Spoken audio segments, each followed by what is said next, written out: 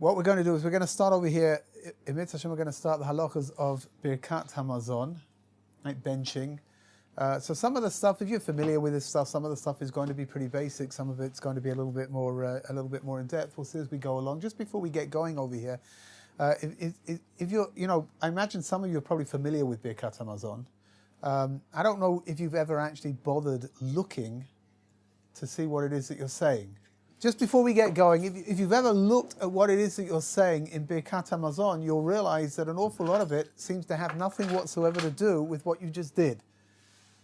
Right? So when you read through Birkat HaMazon, you'll see. If I were to ask you what is the function of Birkat HaMazon, what would you say? Thank God for the food. Say thank you, right? I mean, here you just provided it. Yeah, which means that you just ate, and you need to thank God for having given you the food, and you have to thank God for having sustained you, right?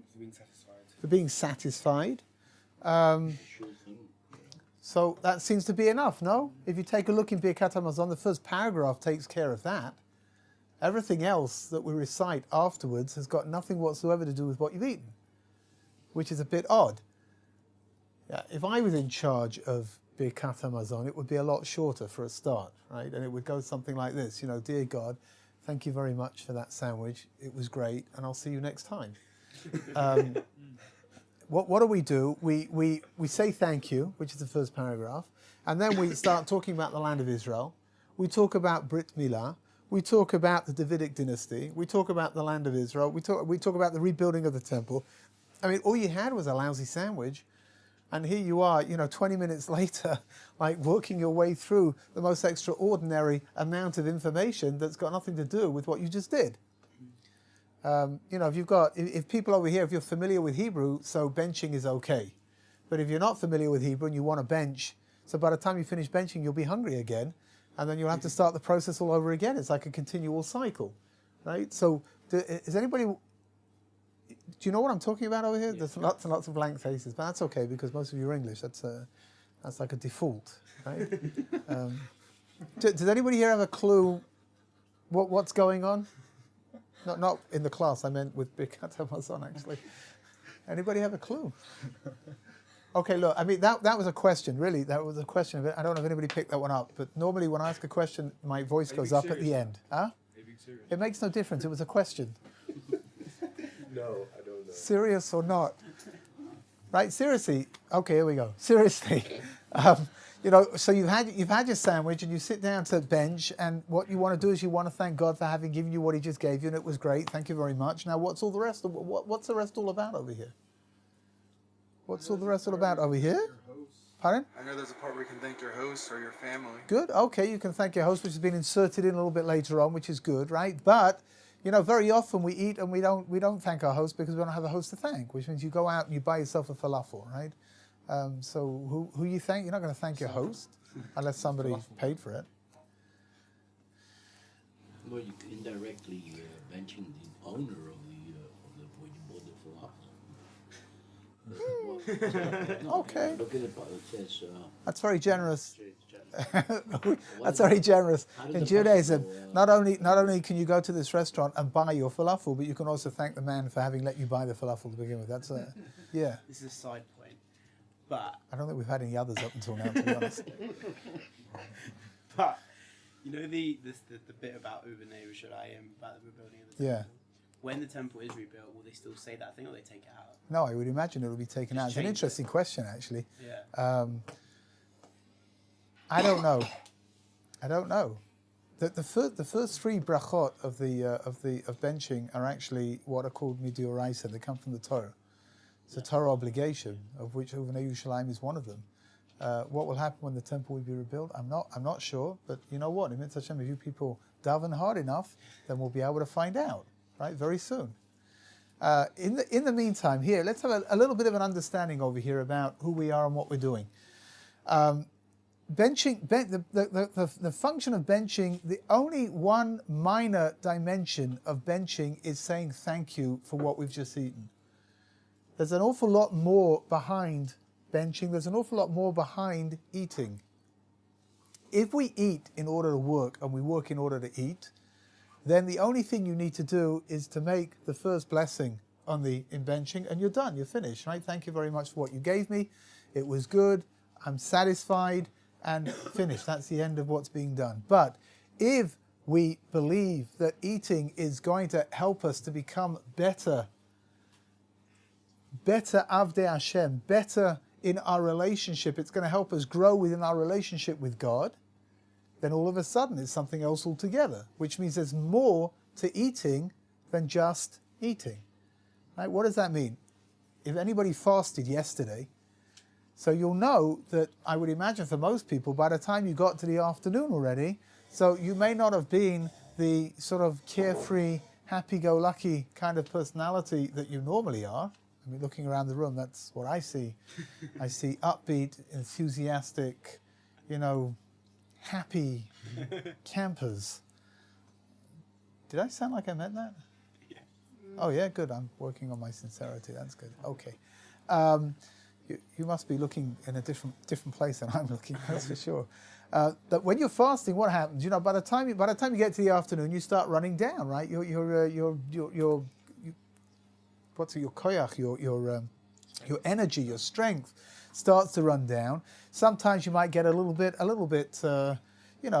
short with other people, right? You may not have as much patience for other people, which is what we know is that when we eat, if we eat properly and we eat for the right reasons, so we are actually helping ourselves to become a little better than we were before. We eat, so we've got a little bit more strength now, and we're able now to dedicate ourselves to building up our relationship with God in just a slightly better way than we would have done beforehand. So if that's the function of what we're doing, then by eating, it's not just eating in order to have strength, but it's eating in order to do what? In order to realign our thought process and to remember who we are and what our function here in this world is. So the first bracha takes care of thanking God for whatever needs to be thanked for. But after that, what do we talk about? We talk about the land of Israel, which is that's really our relationship as Jews went its way through the land of Israel. We talk about the bris milah, which is a circumcision, which is our individual relationship with God.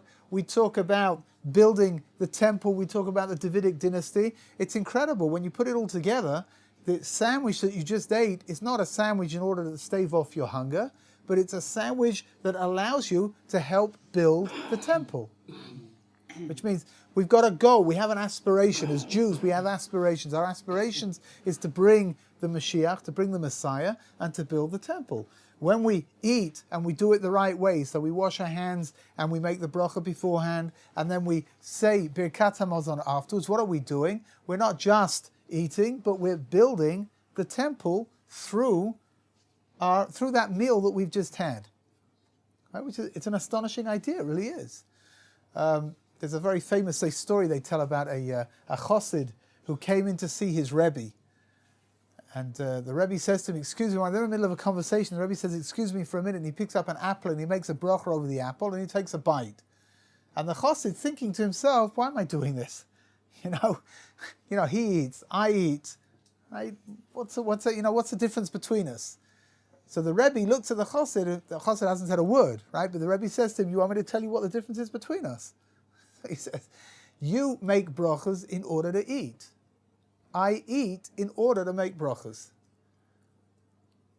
Now the end result's the same, right? The end result is that they're both going to eat that apple, they're both going to eat that sandwich, but the difference is enormous with inside of what's happening over here.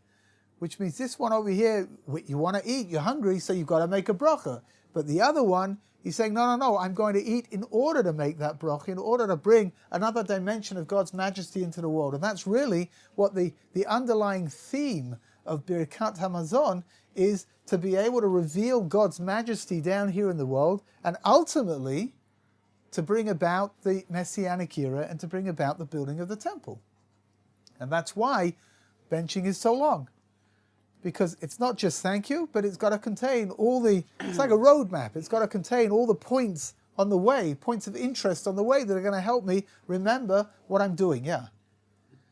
Don't we do that already with the davening, like 3 times a day?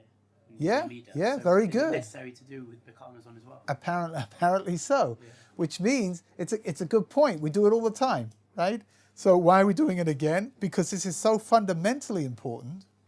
This idea of remembering who you are and remembering what your function is here in the world is so fundamentally important that when we come to do something as basic as eating, we've got to remember that as well.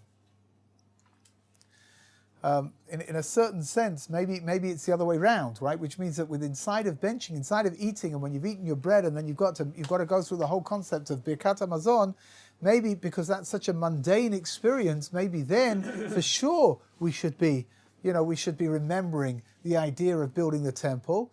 And when we come to pray, so we have to do it as well. Yeah. It can't be like just eating as you suggest, though. It has to be Birkat Hamazon, because if you say Birkat Acharona, over wine or something else, the prayer is not nearly as long, even though it's for sure. of some of the same concepts. For sure. Which means that when you come to sit down and you make, it's interesting, in the olden days, when you ate a meal, invariably you would wash.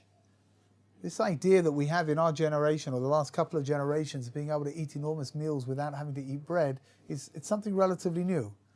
Right? Bread is a staple of life. That's what filled people up. And whenever you sat down to eat a meal, you would eat it together with bread, which means the idea, in the olden days, the idea of Birkat Hamazon was something which was pretty fundamental. The bracha achrona, that after bracha, which you mentioned just before, was something which was less found, right? Which means that in the olden days when you ate, you normally ate with bread.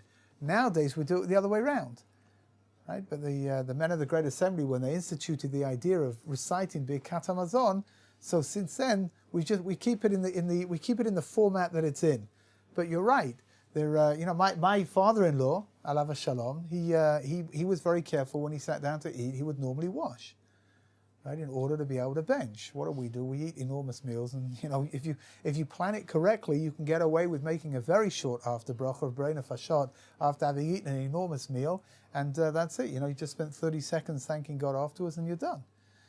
But that's not really the way that it's supposed to be. It's interesting, we live in an upside down world, because in the olden days, you would if you ate something on the run, so you wouldn't wash, right? And when you sat down to eat, you would wash. Nowadays, we do it the other way around, which is when you sit down to eat a meal, you don't normally wash. You just, make the various brachot that need to be said over what's being eaten. But when you're eating a meal on the run, right? So you'll take a sandwich and off you'll go. And then you need to wash and you need to bench whilst you're in the process of getting to where you need to get to. That's why we live in an upside down world. But you knew that, right?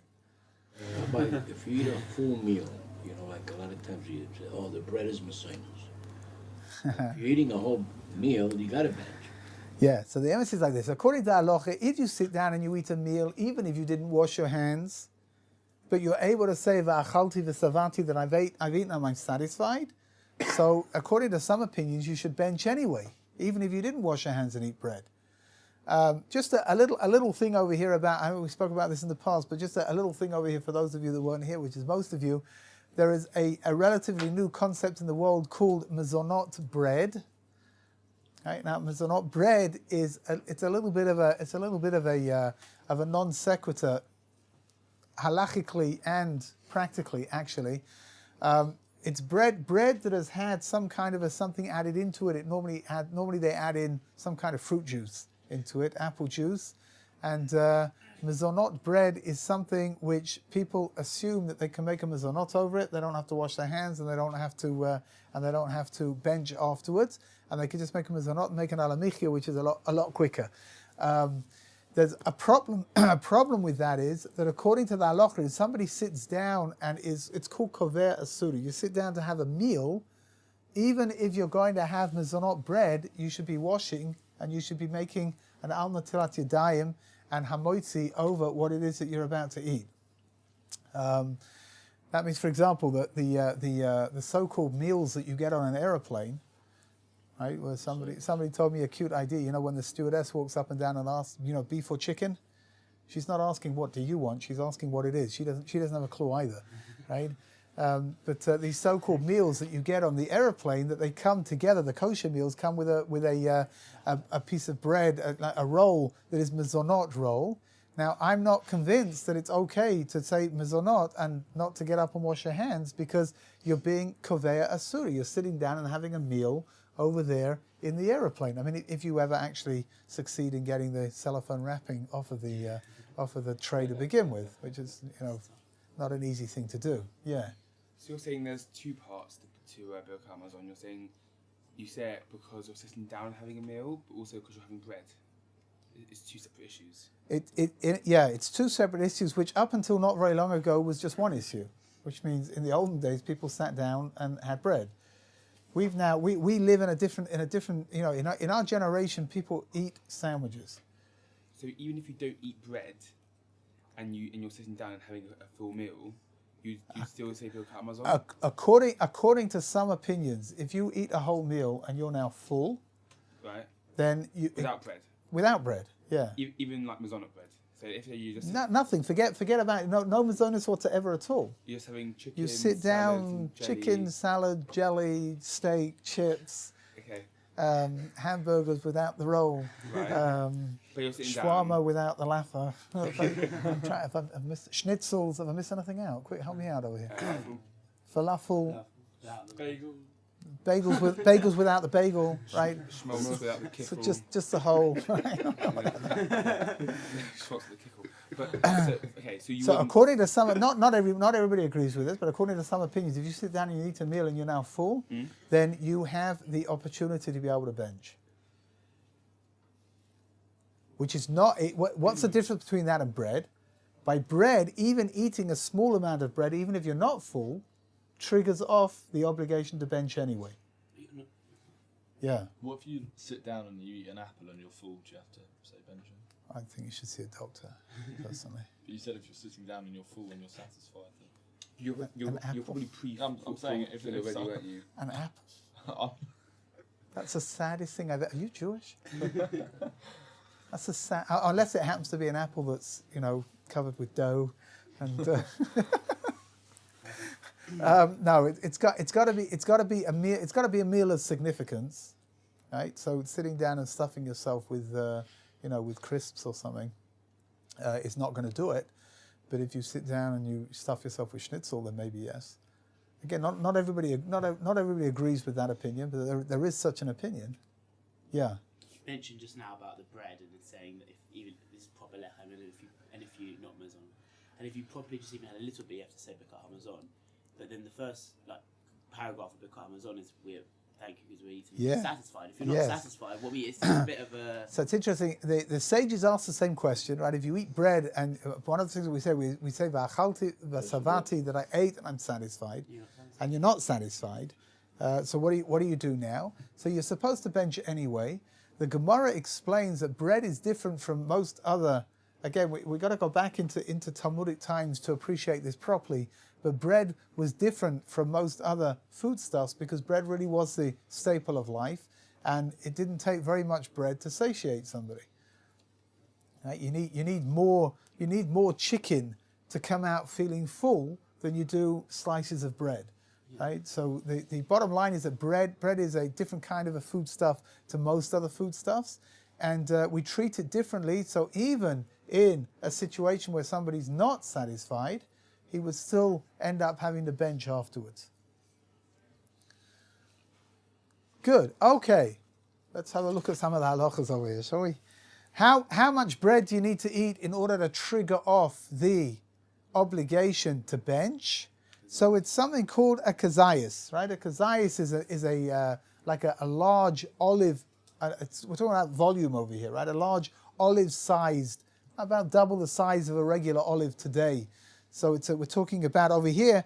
I've written over here 1.1 fluid ounces, but the truth is it doesn't help very much because you need to visualize it a little bit more. But we're talking about volume, and it needs to be eaten within a certain amount of time. So if you're the kind of person who likes to pick at your food and you don't eat a kazayas of bread within what's called kadei achilat pras, which is 3 to 4 minutes, then it's a problem with regards to benching.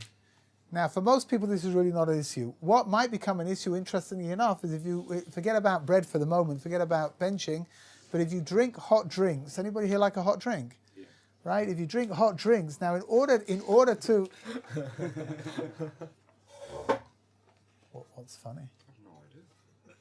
Hot drinks can be a problem. Why is that? Because in order to be able to make an after blessing over a hot drink, you have to have drunk enough to fill up a cheek's full worth of liquid. From the point of making it? No, in one go, right? Which means that most people, when they drink hot drinks, they just sip them.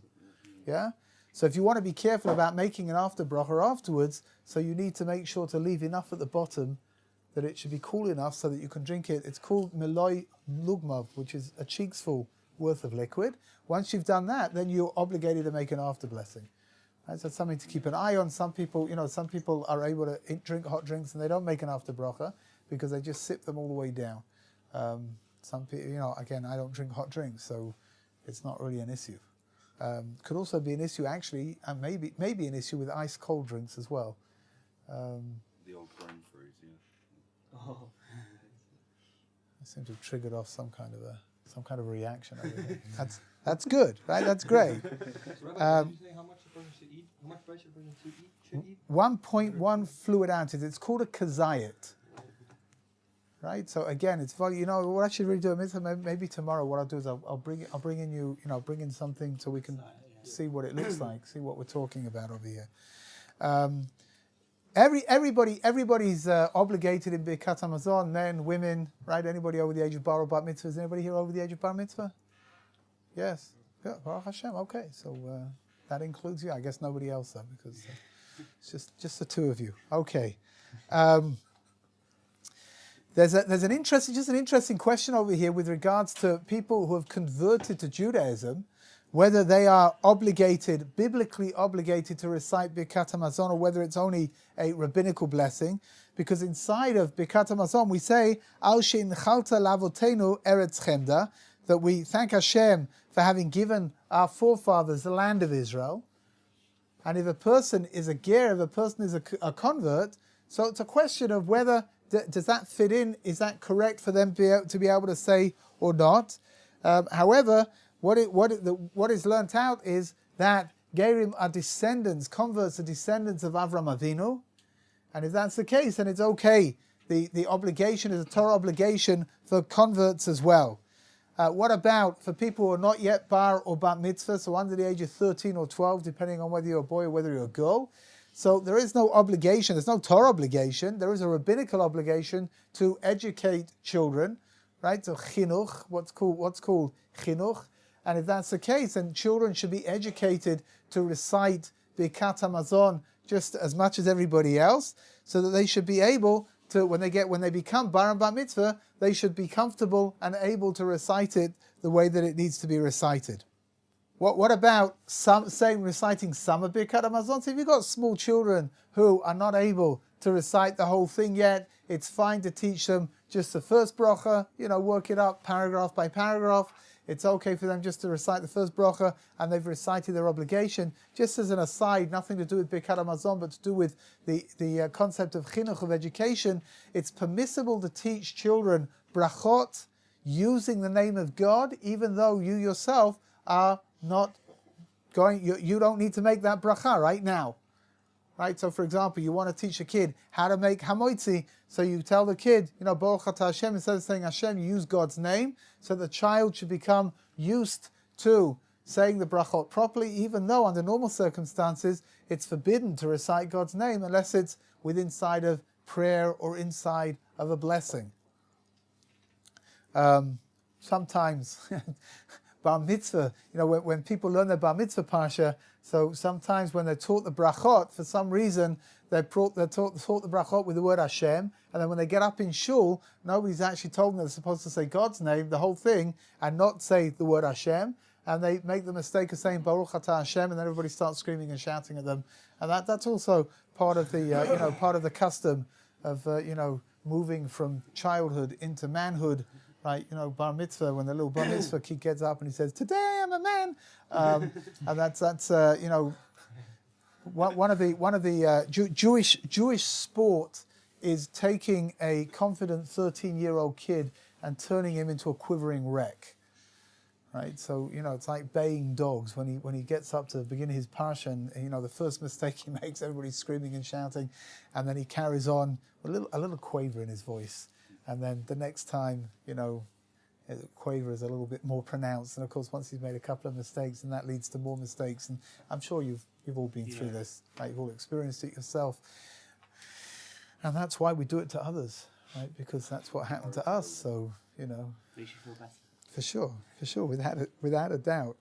Okay, here's the bad news. When you're reciting Birkat Hamazon, you're considered as if it has the same importance as if you were reciting the Amidah, which means that you're not supposed to make any interruptions over here, right? So somebody comes in and starts talking to you whilst you're benching, you're not supposed to answer them. You're not supposed to stop what it is that you're doing. Yeah. So should you say out loud with everyone, like a communal benching? And also, I don't know if you know this or not, but within certain people's benching, they sort of do like silly noises and they do like little intermissions of choruses and they do like longer sort of yeah. So I mean, should you do that? Isn't that? Yeah. So. What was the first question? The question was, should you do it like communally? Oh, sorry. Out Okay, loud. yeah. There's no problem whatsoever with everyone benching together out loud.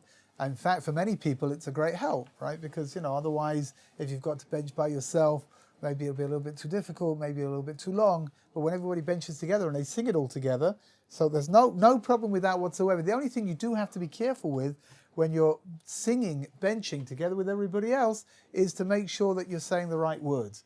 Because very often, if you listen carefully, what people do is they just sing what they're hearing, right? And very often they're saying things that don't make any sense whatsoever. But that's okay. Why should benching be any different to how they normally speak? Should you be adding in special effects? Here, that's for you, right? Should you be adding in any special effects during your benching? No, not really. So any sort of like. Yeah. Do that again. Wow. That took 4 years. 4 years of college. They're going to be lining up to hire you, I'm telling you.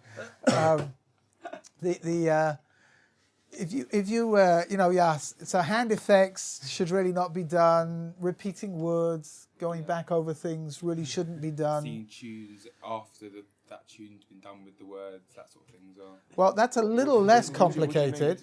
But if Okay, so we like, for example, we know the bit in it. I'm not doing it.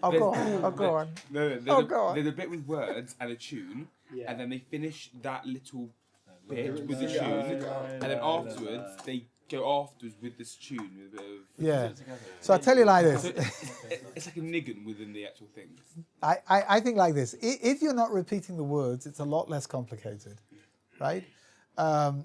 If you're going back over the words that you've just recited and you're singing them again and again and again, that's a problem. You really shouldn't repeat. Yes, you are. That's not allowed. Not allowed. Right, that's why Benji walks out. We do Birkat Hamazon after Shabbat lunch, and Benji walks out when we do Bava Salami. Oh, really? Yeah, walks out the room. I gave it one time. They did it again. I just took my car and went to bed.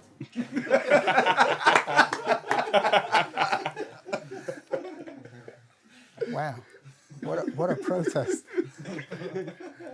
Okay, so guys, here, listen. If you want to know how to get rid of Benji, it's relatively simple, right? Yeah. If you want to get him out of the room, then just sing Vivase Lanu a few times, and he'll be out like a shot. That's for sure. But nevertheless, even though it seems that repeating Vivase Lanu has got some kind of positive dimension to it because it gets rid of certain people, nevertheless, you should, if you want, sing it with the nigun, but don't sing it with the words. And I really do think that you should be keeping it, try to keep it down to a minimum, because the longer the break is, when you're benching, there's a concept called Hesach Hadas. Hesach Hadas is being aware of what you're doing the whole time. Right? So when you come to pray, you're supposed to have Hesach. When you come to pray the Amidah, for example, you're supposed to be aware of what you're doing from the beginning of the Amidah until the end. Right? Unfortunately, very often we let our minds wander, and who knows where we are by the time we get back. But that's not what you're supposed to be doing in Birkat Hamazon. It's the same thing, right? Which means that really, if you sort of keep singing a certain nigun over and over and over again, and you extend whatever it is that you've just been saying by a lot, there is a very good chance that you'll forget, momentarily what it is that you're supposed to be doing, and that's not good. Right, so I would say try to keep it down to a minimum, But again, if it's going to help the environment, it's going to help the atmosphere, it's going to, like you say, the ruach, right? Spirit, yeah. It's going to sort of like, jolly things along. So for sure, a little bit, for sure. But not too much. Not too much. Benji's in charge of how much is too much, right? A little bit. I've got another question. Actually. Yeah.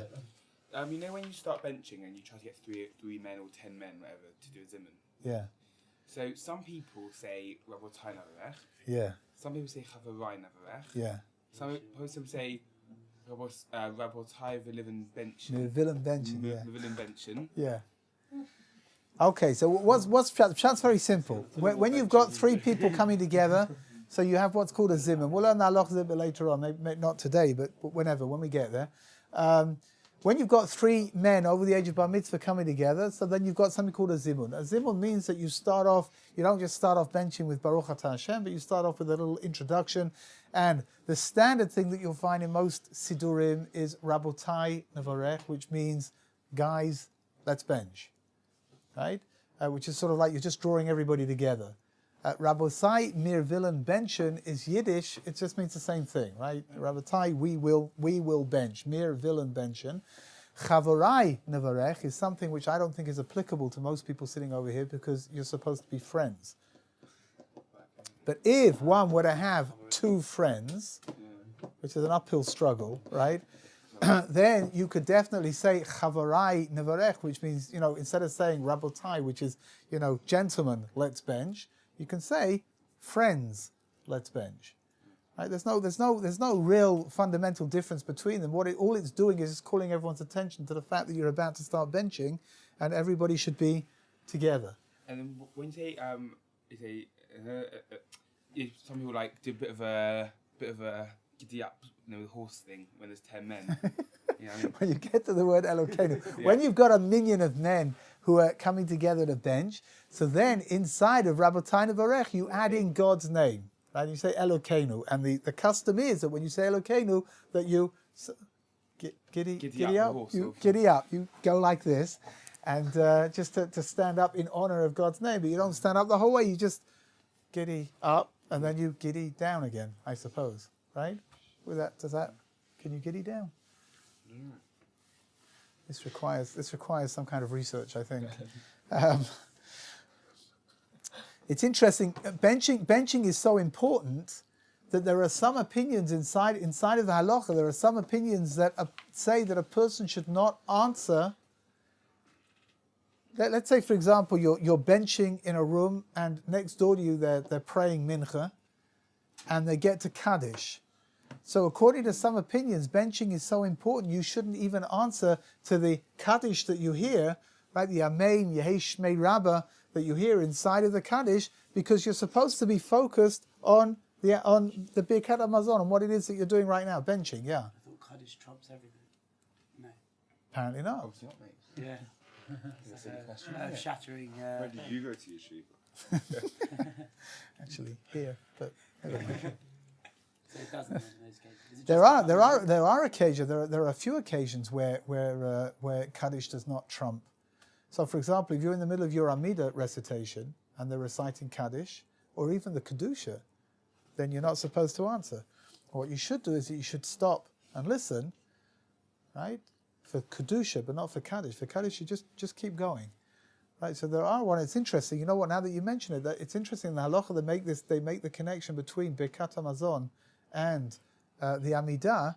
There is a certain connection between the two. So here, that's another way of finding that connection, is that when, according to some opinions, if you're reciting Birkat Hamazon and somebody is reciting Kaddish next to you somewhere, you should not be answering, but you should continue. You should just continue reciting your Birkat Hamazon. Okay, you know what? Maybe one last halacha here for today, which is going to be a little bit of a difficult halacha. I'm being serious at the moment.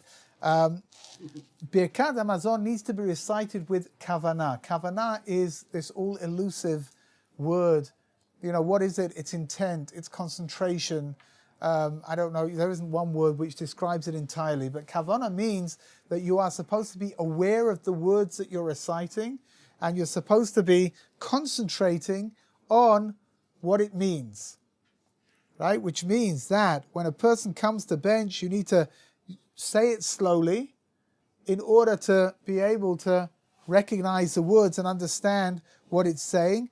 The Mishnah Berurah actually says that it's best to recite Birkat Hamazon using a text. So either use a siddur or use a bencher, right? Even if you know it off by heart, it's better to use a text of some kind, because that will keep you more focused on what you're doing. I once heard from Rabbi Weiss, one of the greatest Halachic authorities in our generation, who said like this. He said, we are a generation where we run around looking for what are called segulot. Segulot are, omens, things that we can do that will be good for us. If you do it like this, it'll be good for your parnasa, for your livelihood. And if you do this, it'll be good for other things.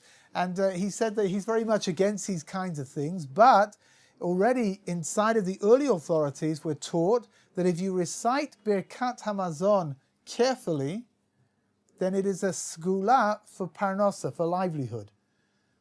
Which means that it's built in, right? Part of what we talk about inside of Birkat Hamazon is the livelihood, right? And therefore, if somebody recites it properly, if you recite it with kavanah and you recite it, slowly and carefully, then hopefully it's going to help you in your pursuit for a parnasa, of a livelihood.